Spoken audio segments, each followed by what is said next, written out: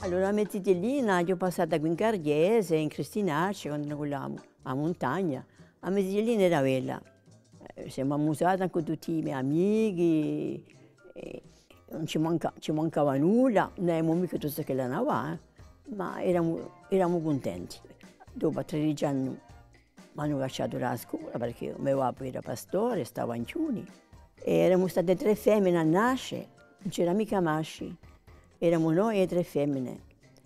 Allora io ero più ricordita e dice, tu andai anche con papà. Dopo, al 17, veniamo a ballare una volta a Natale, in Pasqua, non si sortiva mica tutte le sere. E ho conosciuto mio marito. Oh, allora, mica sorte né niente. Dopo mi sono maritata, avevo 17 anni e mezzo.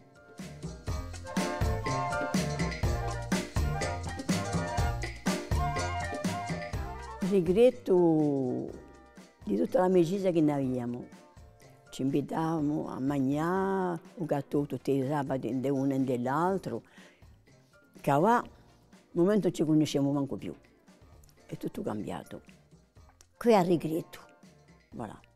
Regretto perché ci spartiamo un pezzo della legna. Ci spartiamo tutto. Va, a chi ne ha ne mangia.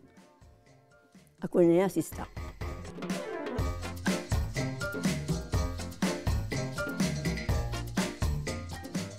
Ma siamo troppo, al momento non c'è più corso non ce n'è mica, non era meglio, non ci sentiamo tutti, dormiamo in dei sacconi, o per il fuoco, non avevamo mica letto, quando noi andavamo alle campagne, stavamo nelle casette e eravamo rosi, e a quella, gli animali, ci si deve tagliare, e a piedi, a consumire.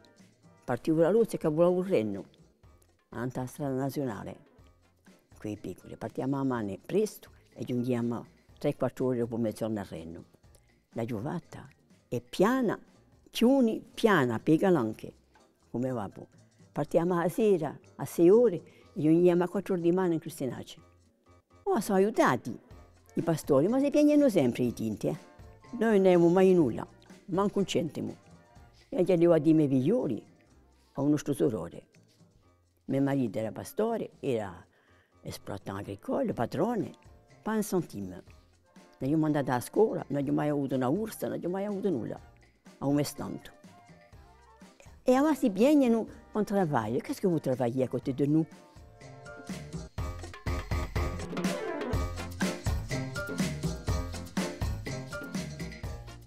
Per tutta questa gioventù, che bene che la si aveva, che li siano i fiori, che abbiano tutto ciò che li vogliono, e campa bene, campa bene. Voilà.